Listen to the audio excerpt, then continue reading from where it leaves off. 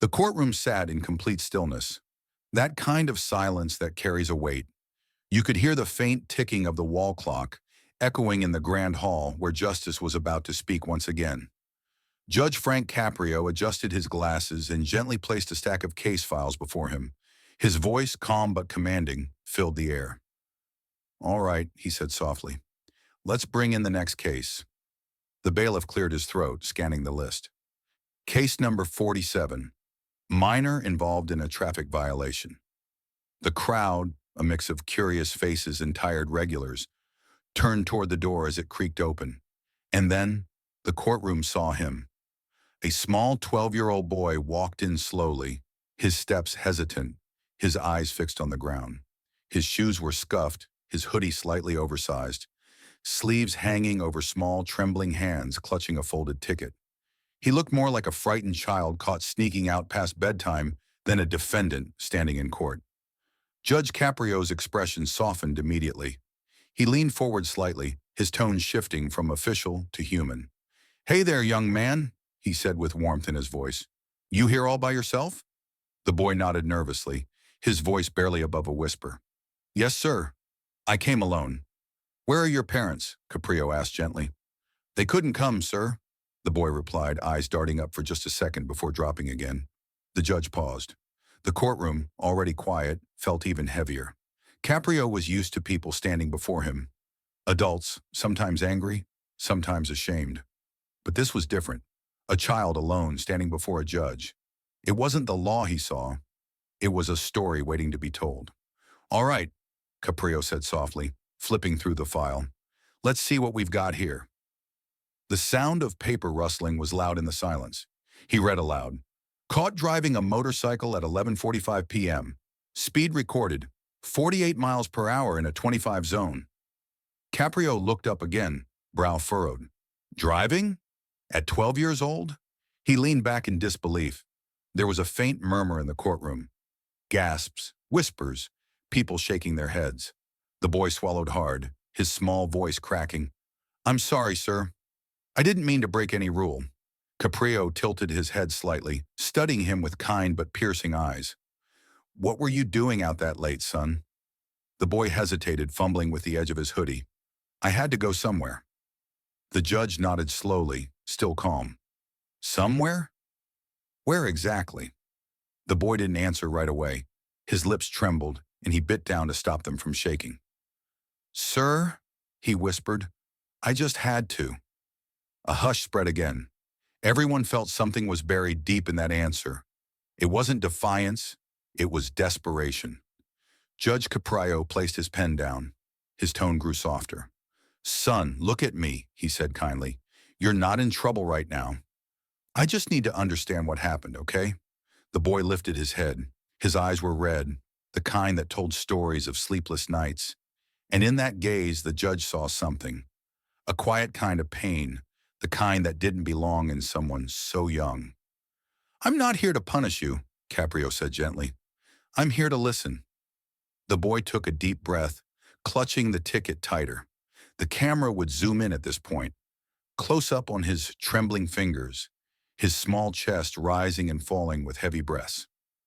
Behind him, the people in the courtroom, a police officer, a few citizens waiting for their own cases, all leaned forward unconsciously. No one was talking now. Everyone could sense this wasn't just another case. Caprio leaned back in his chair, lowering his glasses slightly. His eyes softened, his voice now low and fatherly. "Take your time, son. We'll get through this together." The boy nodded, but tears were already forming. He blinked hard, trying to keep them from falling. The kind of tears that fight their way out, no matter how strong you try to be. The judge looked around, noticing the emotion filling the room. He sighed lightly, saying almost to himself, "Sometimes these walls hear more pain than justice." He looked back at the boy. "All right," he said, tapping the file gently. "Let's start from the beginning. You were driving late at night. Can you tell me why?" The boy didn't answer yet, just closed his eyes, one tear rolling down his cheek. Then he whispered, voice breaking, "Sir, it wasn't for me." Judge Caprio froze, brows raising slightly. heart already sinking at what that might mean. The audience could feel it too. The story behind those words was going to hurt. A close-up on the judge's face, concern, confusion, compassion, all blending into one powerful expression. He said quietly, "What do you mean, son?" And the boy looked up, eyes wet but determined, and said the words that made everyone in that courtroom stop breathing. "It was for my dad." The camera would pan slowly across the silent courtroom. The bailiff's eyes wide, the crowd frozen, and Judge Caprio staring at the boy as if time had stopped. Then, soft background piano music starts. The narrator's voice, calm and emotional. Sometimes in the quiet halls of justice, a story begins not with guilt, but with love. The courtroom was still silent, the kind of silence that hangs heavy after a storm. Everyone waited for the next words. Judge Frank Caprio, his voice softer now, leaned slightly forward on his bench. "You said it was for your dad," he said gently. "Can you tell me what you mean, son?" The boy hesitated. His lips parted, but the words struggled to come out. He blinked, looking at the wooden floor as though searching for courage hidden in the cracks. When he finally spoke, his voice trembled like a whisper carried by the wind. "He was sick, sir." The audience shifted in their seats, a subtle wave of empathy spreading through the room. Caprio tilted his head, pen resting still between his fingers. "Sick?" he repeated softly. The boy nodded. He had been coughing for weeks. Last night, he couldn't breathe. Caprio's expression changed, the firmness of a judge fading into the concern of a father. "And where was your mother?" he asked. The boy took a shaky breath. She's gone, sir." A pause. Gone could mean many things, but the tone said enough. Caprio's eyes lowered for a brief second. "I see," he murmured as if to himself. The gavel, lying beside his hand, gleamed under the fluorescent lights, a symbol of justice, but at this moment it looked more like a burden. "So you took your father's motorcycle? In the middle of the night?" Caprio asked carefully. The boy nodded again. "Yes, sir. I knew the pharmacy was open until midnight. I thought if I hurried, I could make it back in time before anything happened." A faint tremor ran through his words. He swallowed hard. "I didn't even think about the speed. I just wanted him to be okay." The camera would pan to Caprio, his hands clasped, eyes moist, shoulders slightly drooped as if he carried the boy's pain with him. "And the police caught you?" he asked gently. "Yes, sir," the boy said. "They stopped me near the pharmacy. I told them I just needed the medicine, but they said rules are rules." Caprio nodded slowly, his mind replaying the scene. A little boy, barely tall enough to reach the handlebar, rushing through dark streets, cold wind slapping his face. Not for mischief, not for thrill, but for love. The judge sighed quietly. "You know, son," he said, his voice low, "the law exists to protect people, especially young ones like you. But sometimes the law doesn't see the story behind the act." The boy looked up, confused. Caprio smiled faintly. "What I mean is, the law doesn't know your heart. Only you do." The courtroom remained utterly still. Even the bailiff, usually expressionless, was watching closely, his stern eyes softening. Caprio leaned back, breaking the tension for a moment. "What's your name, young man?" "Eli," the boy said quietly. "Eli Turner." "That's a strong name," Caprio replied, smiling gently. "You know, Eli, my father used to tell me something. No one's ever in trouble for caring too much. I think he'd have liked you." Eli managed a weak smile, the first since he walked in. Caprio flipped through the case papers again, mostly formalities now. "According to the report, you didn't have a license, of course, and you were going almost twice the speed limit."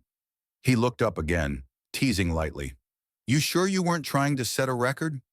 A few people in the courtroom chuckled softly, a small moment of light in the heaviness. Eli shook his head quickly, flustered.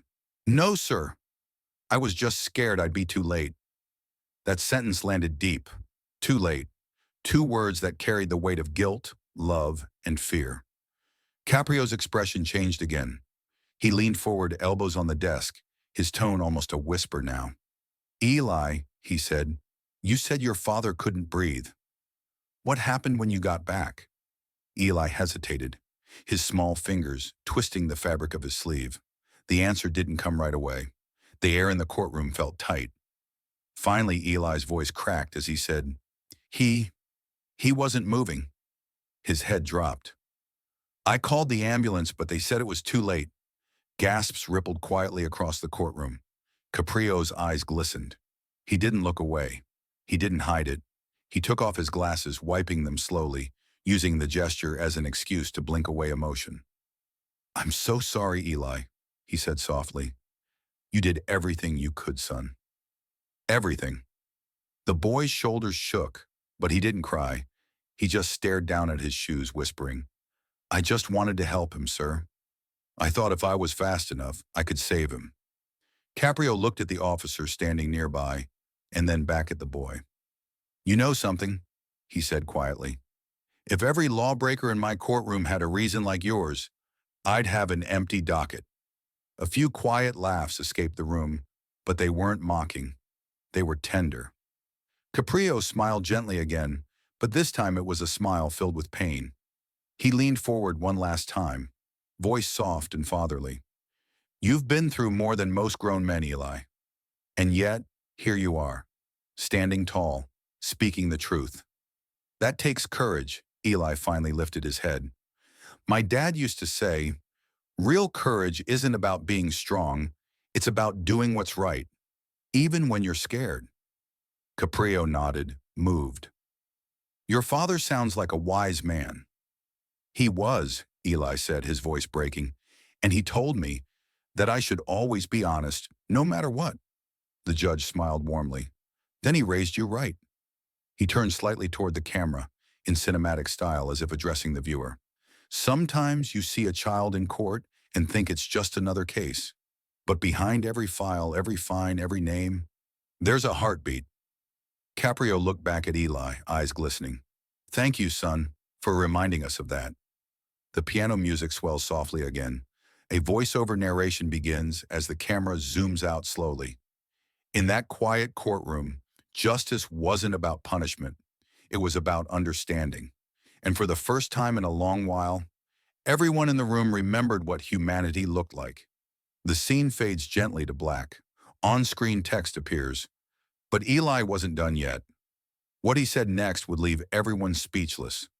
The courtroom was still, not the peaceful kind of silence, but the kind that holds its breath before something breaks. Judge Frank Caprio sat motionless, his fingers intertwined under his chin, studying the young boy standing before him. The boy, Eli, looked smaller than ever now, his voice barely a whisper, his hands fidgeting nervously with the ticket he still held like a burden. Caprio spoke softly, breaking the quiet. Eli, I want you to tell me something. When you left your house that night, what was going through your mind? Eli blinked. For a moment he looked like he wasn't sure if he should answer. His lips trembled, his eyes unfocused, as if he were replaying that night all over again. Then in a faint voice he said, I thought I could save him. Caprio didn't move. The words hung heavy in the air, echoing in the wooden walls of the courtroom. Eli continued, his words shaking. I saw my dad lying on the couch. He said he was fine, but I knew he wasn't. He couldn't breathe. His hands were cold. I begged him to let me call an ambulance, but he said no. He didn't want me to worry. Eli took a deep breath, his small chest rising and falling. So I waited till he fell asleep, and then I took his bike. I thought if I went fast, if I got the medicine quick, maybe he'd be okay when I came back. He swallowed hard, voice breaking. But when I opened the door, he wasn't breathing anymore. A quiet gasp rippled through the courtroom. Even the officer who brought Eli in looked down, blinking rapidly. Caprio didn't say anything. He couldn't. He just watched, eyes glistening, heart breaking quietly behind the bench. Eli rubbed his eyes with his sleeve. I called the ambulance, sir, but they said it was too late. They took him away, and then the house was just quiet. Caprio's voice was soft, trembling slightly. You were alone all night, weren't you? Eli nodded. Yes, sir. I didn't know what to do. The next morning, I went to school like nothing happened. The judge's hand tightened around his pen, knuckles white. He took a long breath before speaking. Why didn't you tell anyone, son? You could have called someone, a teacher, a neighbor. Eli hesitated, and then came the moment that would leave everyone speechless. I couldn't, sir, he said, voice cracking. Because my dad always told me to be strong, to not make anyone feel sorry for us. Caprio's eyes softened. He told you that? Eli nodded, wiping another tear. He said people already had their own problems. We shouldn't add to them. He looked up at the judge now, voice breaking. So I just went on, sir. Like he was still there. The silence after those words was deafening. The entire courtroom froze. No sound, no whispers, not even breathing. Caprio leaned forward slightly, his own eyes red now. And when you said earlier that you wanted to finish what your father started, what did you mean? Eli looked straight at him this time. He used to say that helping people was the only way to live a full life. He wanted to open a small community kitchen someday for people who had no one. He said one day we'd do it together. A single tear rolled down Caprio's cheek. And now? He asked softly. Eli smiled faintly, painfully. Now, I just want to make him proud. Even if he can't see it, there was a stillness, the kind that breaks hearts. Even the air in the courtroom seemed heavier, almost reverent. The camera would slowly zoom in on Caprio's face, his lips pressed tight, trying to hold back the emotion flooding through him. His hands trembled slightly as he set down his pen and took off his glasses. He took a long pause, then spoke, voice soft and shaking. Eli, I've heard many stories in this courtroom, but I've never heard anything like this. The boy looked down. I'm sorry, sir. I didn't mean to break the law. Caprio shook his head gently. No, son. What you broke wasn't the law. It was your heart trying to save another. The crowd stirred. A few sniffles echoed. Someone dabbed their eyes. Caprio continued, voice filled with compassion. You did something out of love, and love, no matter how messy it looks, can never be a crime. Eli blinked rapidly, holding back tears. But the police said, Caprio interrupted softly, the police did their job, son. But my job is to see the person behind the paper. He leaned closer, his tone almost whispering now. Do you know what I see right now, Eli? I see a young boy who lost everything, but still chose love over fear. Eli's lips trembled, his voice barely audible. I just miss him, sir. Caprio nodded, eyes glistening. I know you do. He exhaled deeply, whispering, I miss my father too. That simple admission broke whatever composure was left in the room. You could almost hear hearts cracking. Eli looked up suddenly, surprised. You do, sir? Caprio smiled sadly. Yes, he passed a long time ago, but not a single day goes by that I don't think of him, or try to live in a way that would make him proud. Eli smiled weakly, tears streaming down his cheeks. That's what I want too. Caprio reached for a tissue, dabbing his eyes discreetly, and said, Then you already have, son. You already have. A few soft claps broke the silence, the kind that happens when people don't know what else to do with their emotions. The judge raised his hand gently, signaling for quiet. He took a deep breath, then said slowly, Eli, you taught us all something today. Justice isn't always about laws. Sometimes it's about love. And tonight, your father's love and your courage reminded us what that truly means. The music swells softly, piano slow and emotional. The camera pans across tearful faces in the courtroom. Ordinary people touched by an extraordinary act of love. Caprio looks down at his bench, whispers to himself, May we never forget the humanity behind every case. The boy didn't just come to court that day to face justice. He came to teach everyone there what real justice looks like. The courtroom was still. You could hear the faint hum of the ceiling fan, the shuffle of a tissue, and the quiet sound of people trying to hide their tears. Judge Frank Caprio took a long, slow breath. He removed his glasses, rubbed the bridge of his nose, and looked down at the trembling boy standing before him. Eli, small, broken, but full of quiet strength. For a few seconds, Caprio didn't speak. His eyes said everything: grief, empathy, reflection. Then he leaned forward, elbows on the bench, and his soft voice filled the silence. Caprio nods, his own eyes wet. He gestures gently. Judge Caprio. May I?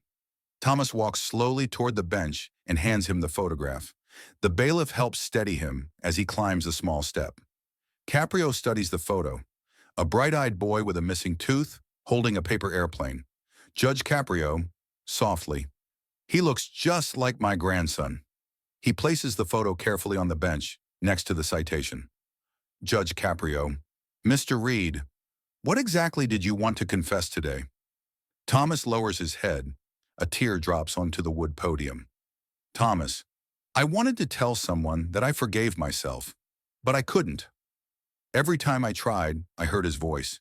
So I came here, to this court, thinking maybe if I said it out loud, in front of someone who believes in justice, I could finally let it go. The words hit the judge like thunder. He sits back, speechless, lips parted, eyes glassy. For the first time in his career, Frank Caprio has no words. He looks around. Every face in the courtroom mirrors the same emotion: compassion, heartbreak, awe. Caprio finally speaks, voice trembling. Judge Caprio. Mr. Reed, the fact that you came here today, stood before this court, and spoke your truth, that's the bravest thing I've ever seen in this room. Thomas smiles faintly through tears. Thomas. So, do you think I can forgive myself, Your Honor? Caprio pauses, his throat tight, emotion raw. Judge Caprio. Yes, Mr. Reed. I believe your son already did. Now it's your turn. The courtroom goes silent again, but it's not empty silence. It's full of emotion, empathy, and humanity. Thomas exhales shakily, then nods, wiping his eyes. Thomas.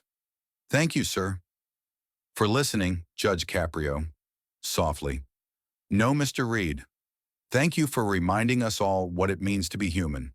He hands back the photograph carefully, both men holding it for a brief second. A connection beyond law or formality. A slow piano melody begins to swell under the dialogue. Judge Caprio commented, "The court will take this matter under advisement, but as far as I'm concerned, your debt has already been paid," in tears. Thomas smiles for the first time, weak but genuine. As he turns to leave, Caprio calls out, "Judge Caprio, Mr. Reed, wherever you sleep tonight, I hope you rest knowing one thing: your son's proud of you." Thomas stops at the door. He looks back, eyes glistening. He nods once, whispers, "Thomas, thank you, Your Honor." He steps outside into the morning light. The rain has stopped, and the sun breaks through the clouds. The camera lingers on Judge Caprio's face, motionless, speechless, lost in thought. He stares at the empty spot where Thomas once stood. The courtroom remains utterly silent. The air is heavy, filled with the echo of Thomas's last words. Even the usual hum of chatter is gone. All that's left is the soft buzz of the ceiling fan and the sound of someone quietly sniffling in the back row. Judge Frank Caprio sits motionless behind the bench. His hand still rests on the faded photograph of the boy, Eddie, that Thomas had given him moments earlier. The paper trembles slightly between his fingers. He exhales slowly, removing his glasses and rubbing the bridge of his nose. His voice, when it finally breaks the silence, is low but filled with emotion. Judge Caprio. Mr. Reed, in this courtroom, I've seen people come and go every day, most of them fighting over fines, mistakes, or misunderstandings. But today, I think we all witnessed something far greater. He pauses, his voice catching slightly. Judge Caprio commented, "You didn't come here just to contest a parking ticket or an unpaid fine. You came here to find peace. And in all my years on this bench, I don't think I've ever been more humbled." Thomas stands silently at the podium, his head bowed, tears drying on his face. The entire courtroom, even the bailiff, is listening with deep reverence. Judge Caprio. "You told us about your son. about the rain, about that moment that changed your life forever. Mr. Reed, I'm a father. I know what it means to love a child with your whole heart, and I can't imagine the weight you've carried all these years. Caprio's tone trembles with genuine empathy. He glances briefly at the photograph again, then looks up at Thomas, eyes moist but firm.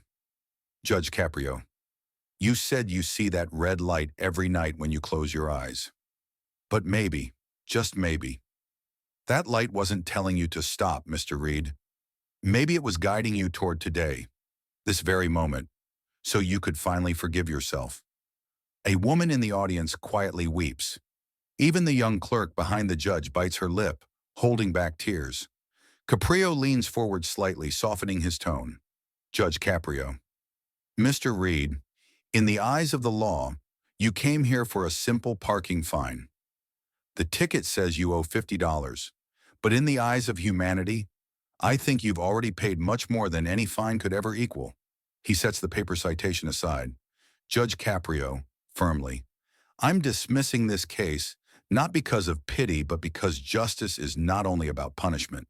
It's about understanding. It's about mercy. Thomas looks up, eyes wide, a faint disbelief, like a man hearing kindness for the first time in years. Thomas, choked up, Your Honor, I don't know what to say. Judge Caprio, softly, you already said it, Mr. Reed. You said it when you had the courage to stand here and share your heart. He pauses, lets the silence breathe, then continues, voice deep with conviction. Judge Caprio, there's something I want you to remember when you leave here today. Sometimes the hardest person to forgive is ourselves, but when we finally do, we make space for the love we thought we lost. He reaches for the photograph again, holding it carefully between his hands. Judge Caprio, this little boy, I think he's still with you. Not in the pain, but in the way you keep his memory alive, in the way you've chosen to survive. That's not weakness, Mr. Reed. That's strength. Thomas presses his hand over his chest, whispering something to himself. Maybe a prayer, maybe his son's name. The judge looks toward the camera, breaking the fourth wall slightly. This is where your YouTube audience connects directly. Judge Caprio to camera, shot audience. Every day, people walk into this courtroom carrying more than their charges.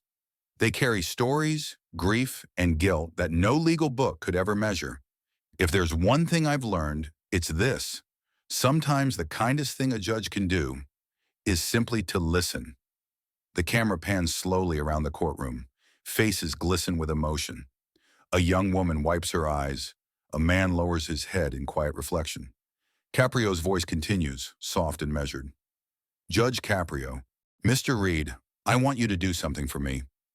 When you walk out of this courtroom today, find a place that reminds you of your son, a park, a street corner, even a bench under the rain, and sit there. Tell him you forgive yourself, and then let him go. Thomas nods, trembling, barely able to speak. Thomas, I will, Your Honor. I promise I will. Caprio offers him a faint, tearful smile. Judge Caprio, and when you do, I want you to remember this. Love doesn't end with loss. It echoes. In every kind word, every moment of understanding, every act of compassion we show another human being. The audience collectively exhales. It's not just a verdict anymore. It's a sermon of humanity. Caprio gently taps the gavel. Judge Caprio. Case dismissed. But he doesn't stand immediately. Instead, he leans back, eyes still wet, looking up at the courtroom ceiling, lost in thought. The piano score builds softly in the background. A warm beam of light from the window hits the judge's face.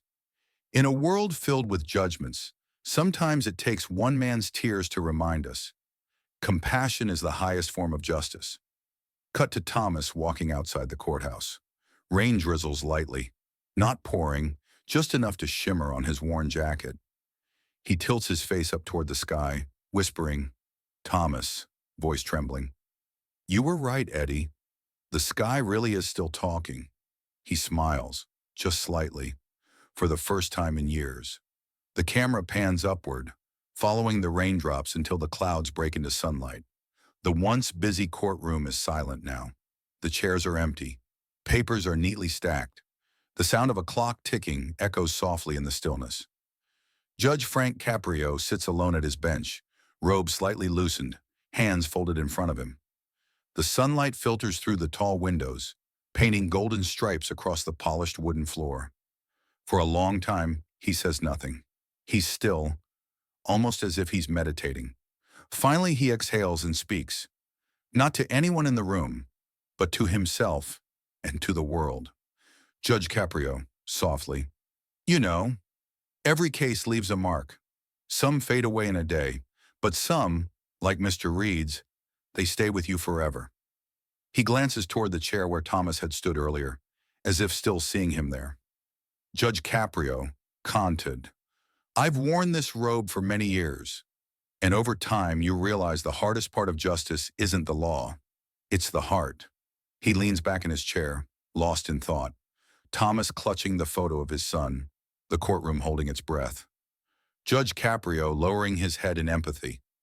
The moment the gavel came down, voiceover, Judge Caprio. "Sometimes people come in here thinking they're just paying a fine, but what they really pay is their pain, piece by piece, hoping someone will see it." He takes off his glasses, places them gently on the desk. His eyes glisten.